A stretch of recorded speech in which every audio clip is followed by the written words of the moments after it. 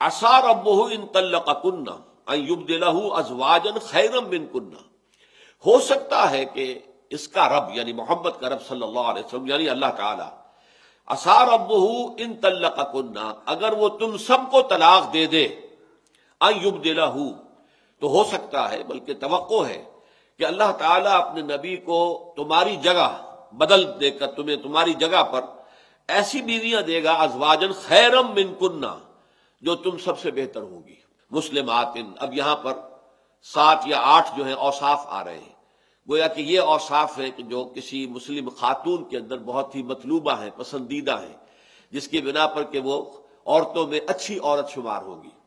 مسلمات، سب سے پہلے اللہ تعالیٰ کے سامنے سر تسلیم خم کر دینے والی ہیں۔ مومنات، اللہ پر، آخرت پر، کتاب پر، وحی پر، رسالت پر یقین رکھنے والی ہیں۔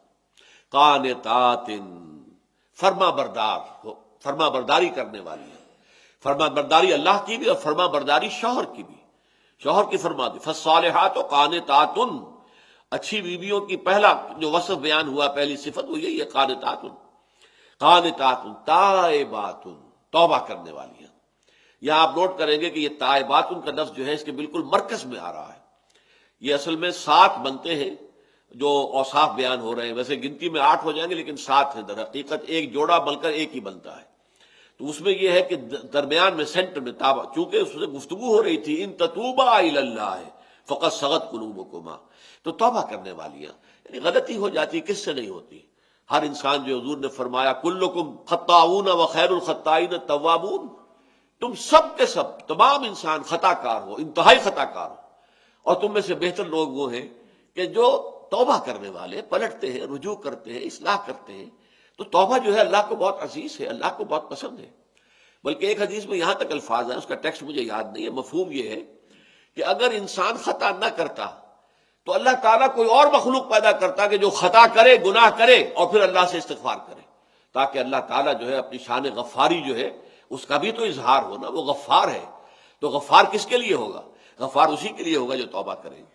تو جو توبہ نہیں کرتے، اور اس میں یہ بھی احساس ہوتا ہے کہ گویا کہ بہت اکڑے ہوئے ہیں اپنی دینداری پر، نیکی پر، یا اپنی انا اتنی ہے کہ اللہ کے سامنے بھی جھکنے کو تیار نہیں کہ اللہ معاف فرما دے، اے اللہ مجھ سے خطا ہو گئی ہے، اے اللہ مجھ سے درگزر فرما، اے اللہ تغمدنی برحمتک، اپنی رحمت سے ڈھانپ لے۔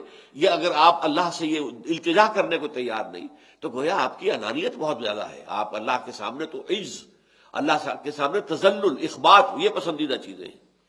تو یہاں توبہ کا لفظ درمیان ملا ہے۔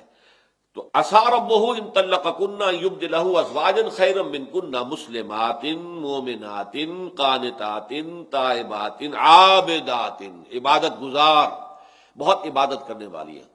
حضرت زینب بنت جحش کے بارے میں خاص طور پر یہ آتا ہے کہ وہ بہت ہی عابدہ خاتون تھی، بہت عبادت گزار تھی، اور انہیں ایک ذرا یہ بھی ایج حاصل تھا بقیہ ازواج مطہرات پر کہ اس کے بارے میں سورہ احزاب میں آیا ہے کہ اللہ نے خود نکاح کیا ہے حضور کا ان کے ساتھ۔ تو وہ کہا کرتی تھی، جو اپنی جو دوسری ازواج مطہرات تھیں، وہ سوکن کا لفظ میری زبان پر نہیں آتا ان کے لیے، کہ ان پر یہ فخر کرتی تھی کہ تمہارے نکاح زمین پر ہوئے، میرا نکاح آسمان پر ہوا ہے۔ تو یہ ویسے بھی بہت ہی عبادت گزار تھی۔ تو عابدات سائحات، یہ سیاحت کا لفظ آتا ہے اصل میں پرانے زمانے میں، جب لوگ جو ہے وہ دنیا کو، اپنی یہ شہری زندگی اور اپنی تمدنی زندگی چھوڑ کر کئی جنگلوں میں جا کر دھونی رما لیتے تھے اور دنیا کی لذتوں سے بالکل کنارہ کش ہو جاتے تھے۔ یہ سیاحت ہوتی تھی، گھومتے پھر رہے ہیں، بس آج یہاں ہے، کل وہاں ہے، پرسوں وہاں، یہاں ڈیرا ہے، وہاں ڈیرا ہے، بس خیریت، کوئی گھر نہ ہے، کوئی بات نہیں۔ لیکن اسلام میں رہبانیت کی نفی کے بعد اب اس سائحات کا اور سائحون کا جو ہے مطلب ایک ہی ہے، اور وہ یہ کہ لذات دنیاوی سے کنارہ کشی، لذات دنیاوی جو ہے اس کی طلب میں نہ ہونا، اس سے کنارہ کش رہنا، زہد اسی کو کہتے ہیں۔ زہد اس کا ہے کہ انسان بس جو منیمم ہے اس پر گزارا کرے، یہ نہیں ہے کہ ترک دنیا ہے، نہیں، کھانا تمہارا حق ہے، وَإِنَّ لِنَفْسِكَ عَلَيْكَ حَقًّا وَإِنَّ لِزَوْجِكَ عَلَيْكَ حَقًّا وَإِنَّ لِزَوْجِكَ عَلَيْكَ حَقًّا، یہ تمام حقوق بھی تمہیں ادا کرنے ہیں، تمہارے نفس کا بھی حق ہے، لیکن یہ ہے کہ بس وہ کم سے کم پر گزارا کیا جائے۔